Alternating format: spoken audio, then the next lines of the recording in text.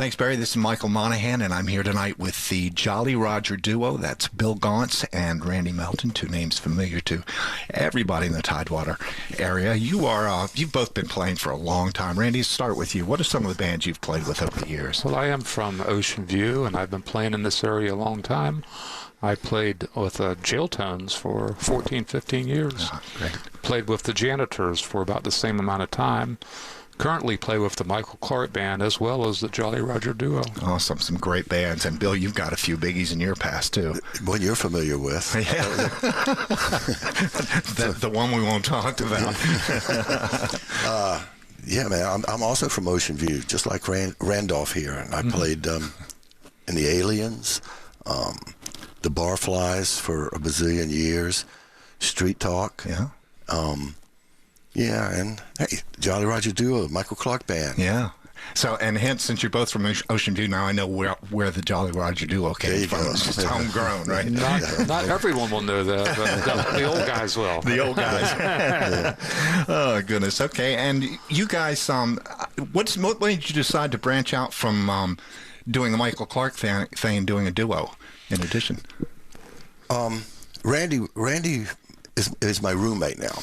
He moved in, and we were kind of hanging out, watching Netflix, and decided, wow, wait a minute, why don't we pull the gear in here and instead of watching Netflix, maybe we can make a couple of bucks doing something else. So that's kind of it. Well, COVID had a big effect on the industry. The local music scene suffered, and it's still taking a while to recover from that. And I think we just had the time. So let's try something different. Yeah. You know, Michael wasn't playing as much as we wanted to. Somewhat that's changed now. Michael's working more, so I think things are coming back.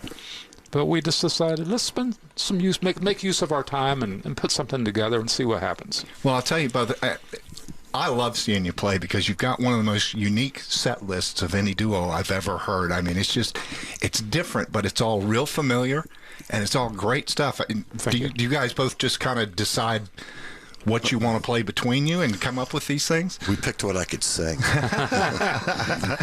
Well, I'll tell you, one of the things that the last time I saw you did a U2 song, but you did it to the old Drifters song on Broadway, and it made me laugh out loud when it started. But by the end, I loved it. I thought, that is the coolest arrangement ever. Who came up with that idea? I think Bill kind of came up with that on the guitar one day. Yeah, I was just messing with the guitar, and I thought, well, wait a minute, this sounds like something else too. And so it was just a fluke.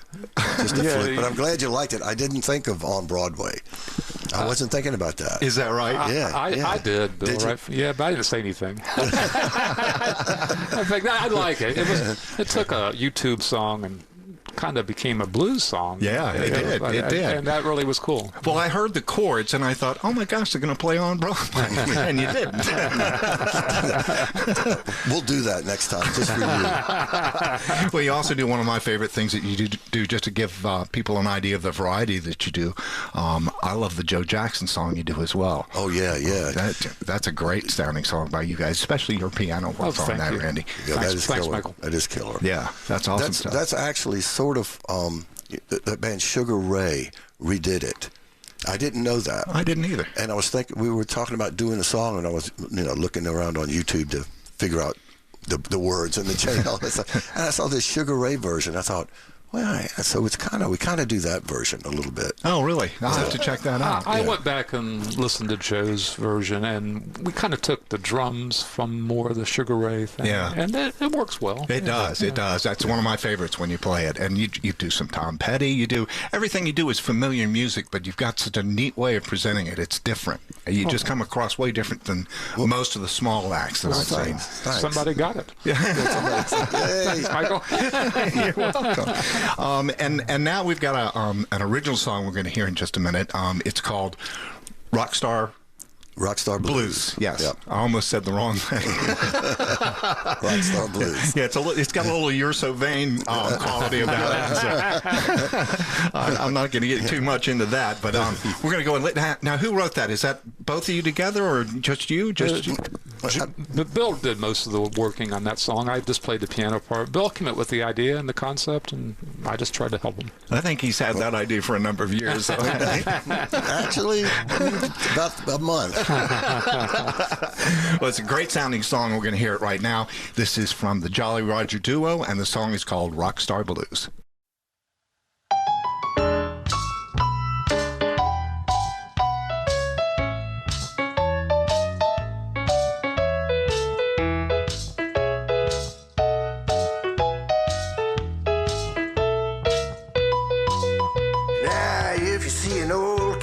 A dime in his old hat when he's singing on the corner out by the laundromat.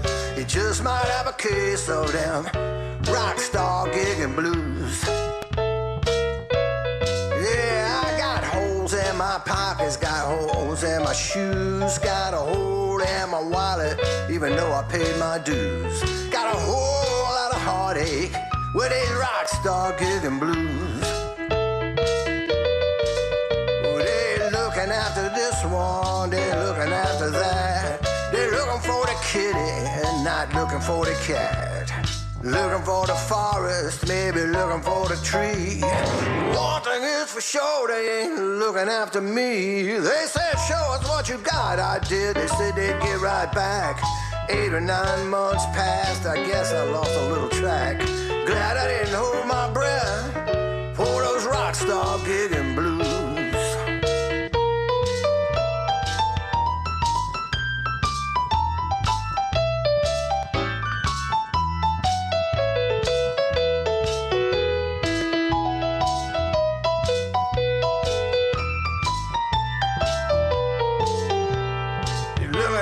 This one, yeah, they looking after that. They're looking for the kitty, they're not looking for the cat. Maybe looking for the forest, but not looking for the tree.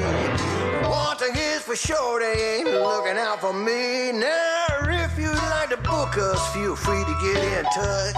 We don't charge much money and we don't drink too much.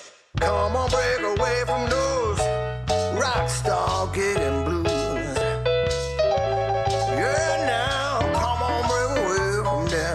Rockstar gigging blues. You know you can do it. Come on, break away from them rockstar gigging blues.